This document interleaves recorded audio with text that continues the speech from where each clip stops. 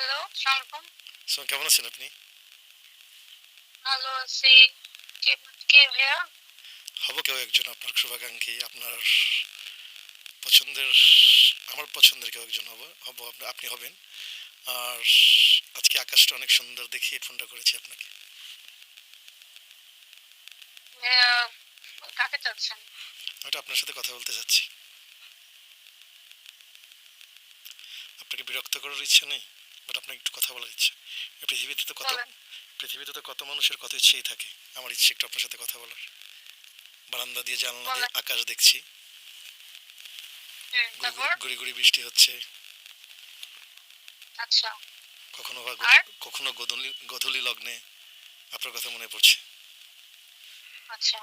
এখন কি করতে পারি? একসঙ্গে কৃষ্ণচূড়া দেখার খুব ইচ্ছা। কৃষ্ণচূড়া লাল যখন সেজে থাকে না, সেটা আপনাকে নিয়ে দেখার খুব ইচ্ছা আমার। হ্যাঁ। তাহলে এখন তো রাতের বেলা ভাই, এখন তো আর কৃষ্ণচূড়া দেখতে পারবেন না।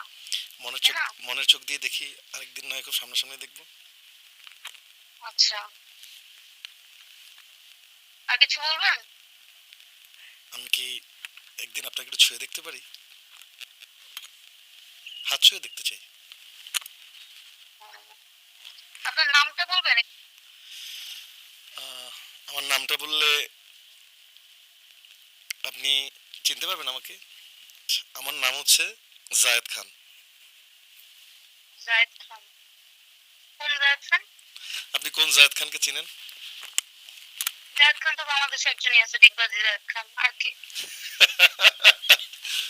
আমি সেই ডিগবাজি জায়েদ খানের কথা বলছি। ডিগবাজি জায়েদ খান। মানে আমি বুঝতেছি না ভাইয়া। আমি চিত্রনায়ক জায়েদ খান কথা বলছি। এমন সময় প্রেমে প্রস্তাবে আমার হাজবেন্ডও মাত্র দেশের বাইরে গেল। আরেক প্রেমে প্রেমের প্রস্তাব দিছে। It was really nice. সময় এবং আপনার টাইমিং খুবই ভালো। আমি জীবনে আমার কোনোদিন কোনো টাইমিং খারাপ হয়নি কখনো। আমি যে কোনো সময় যে কোনো জায়গায় ডিগবাজি মেরে এই জন্য চলে যাই আর কি। যাক, তাই এমন আর এমন নাম্বারই লেগে গেছে যার হাজবেন্ড আউট অফ বাংলাদেশ। চিন্তা করেন। একদম আপনি নাম্বারও বুঝে জায়েদ খানের কাছে কোন নাম্বার আসতে হবে।